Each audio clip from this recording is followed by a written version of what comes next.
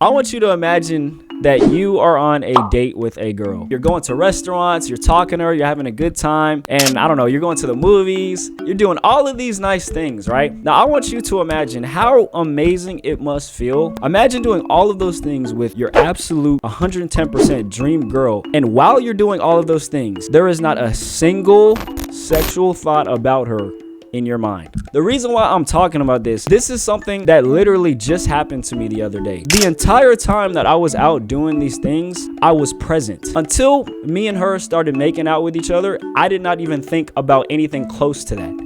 And that right there is what happens when you desexualize your brain. I feel like 99% of you guys watching this right now have completely fried your brain. I used to be just like you. I'm saying my brain used to be fried, but I managed to fix it. I managed to change it. And I feel like I've gotten to a point now. I've learned how to be present in any conversation with anybody, girls, guys included, the entire time that I'm with them. And it feels, I'm telling you right now, it feels completely different. And you're not sitting there overthinking. You're not anxious. You're not awkward. You're just you in the moment. I'm going to explain how I did this. Couple of little steps. The first thing I want to talk about, though, probably the most important part that I think is contributing to this problem. You need to stop associating the act of watching porn with the feeling of horniness. The reason why you want to jerk off every time you get horny is because you probably have been doing that action. Your brain has subconsciously associated that feeling with that action. Every single time you get horny, you want to jerk off. But the reason why is because for the last 10 years, all you've been doing every time you got horny was jerking off. So naturally, your subconscious mind is going to associate being horny with jerking off, right? So what you need to do is you need to destroy that chain. And you need to understand that that feeling of being horny, that feeling of wanting to have sex is natural. Watching porn is not. You need to sit there and let yourself feel that emotion. And it's going to feel horrible for a little bit. Feel that urge, feel that drive. And you need to use that energy for something productive. You need to transmute it. It's called sexual transmutation. So it's one of the main things can get you off of the whole like PMO cycle. There's going to be a lot of situations in which you need to do that because like you're not going to have a space in which you could just do push-ups or something. I used to do that whenever I got a sexual urge. I used to just do push-ups, but it's like you're not going to be able to do that all the time. But what you can do all the time is when you get the urge, just sit there, close your eyes, and kind of basically like meditate on it. Sit there, close your eyes, put your hands together, and just breathe through your nose and breathe through your mouth.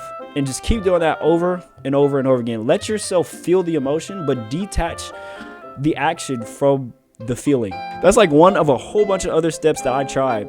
That's probably the main thing that worked for me, just because everything else was too situational. You have to realize when you get that urge that everything stems from your mind, bro. That entire feeling, the urge to go in there and like watch stuff on your phone, all of that stuff stems from your brain. So you really need to just attack it at the center point of what it is, which is your brain. The disappointment you get when you do stuff like that, it should get to a point where you're mad. And I think that is the point in which you know that you're about to make some real progress. The anger, you know that anger you get when you're on a streak and then something happens and then you relapse and then you get super mad and then you're like, oh, like that aggression should be internalize that feeling, internalize that rage, internalize that aggression. And then the next time that you get that urge, use it to combat it. Use that rage to fuel your discipline. Use that towards your goals as well. And I think if you do all of those things, naturally you kind of just start to resent the idea of going back to the way that you were. Completely eliminate everything related to that from your head. And I'm telling you right now, it's not going to be easy because like I said, the modern world uses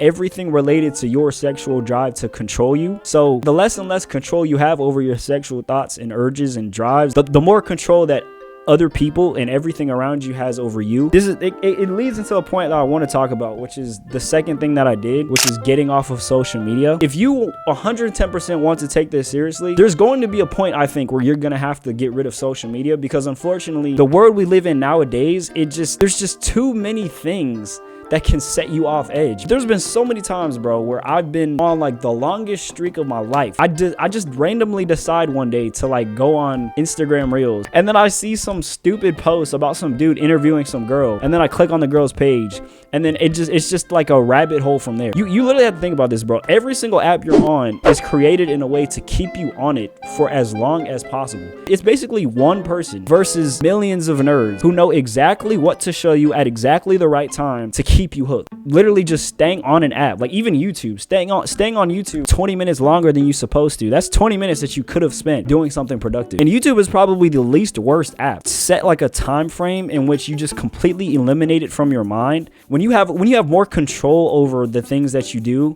you can come back to it, but only in small little doses. And that's kind of what I'm doing. There was a long period of time I didn't get on any social media app ever except for YouTube. I deleted Snapchat, I deleted Instagram, I deleted TikTok. The only reason I had YouTube was because I make videos. I was just creating content. If you are consuming, it should only be for the purpose of making your content better. And if your friends hit you up, I have had this happen before. If your friends hit you up and ask you, hey, did you see that thing I sent you on Instagram?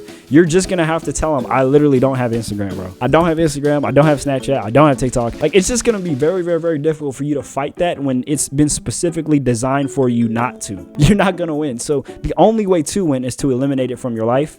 So I think you should do that. The last thing that I think you should do, I think you should fix your diet, because I have noticed it's weird, but it feels like the worse and worse that I eat, the more inclined I am to indulge in those bad things for my brain. When I bite into that burger, it's like I get this lethargic, lazy feeling.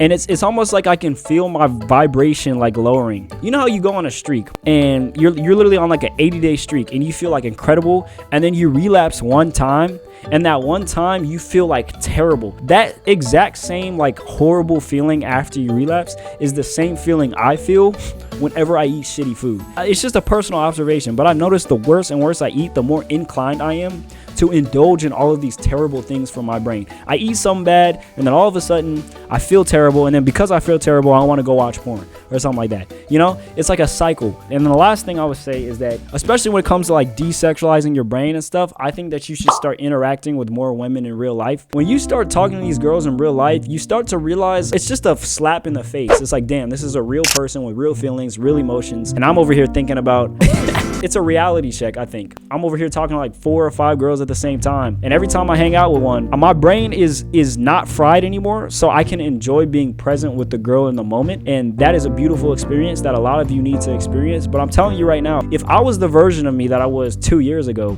and I was hanging out with these girls, I would feel ashamed. I can now. I can look them straight in the eyes, I can be confident, I can be masculine, but I wouldn't be able to be any of those things 2 years ago. All I was doing all day was indulging in jerking off every day. You need this sense of like shame about it. With having these experiences with girls in real life, 3 or 4 days ago, I was literally making out with a girl. I told this story in the beginning, but there wasn't a single time during that whole time I was hanging out with her before we got to that point where I was thinking about anything sexual. And I think that's beautiful. I don't think I would have been able to say that 2 years ago. I don't think I would have. So you got to keep an eye on that, bro. You need to reset your brain for success.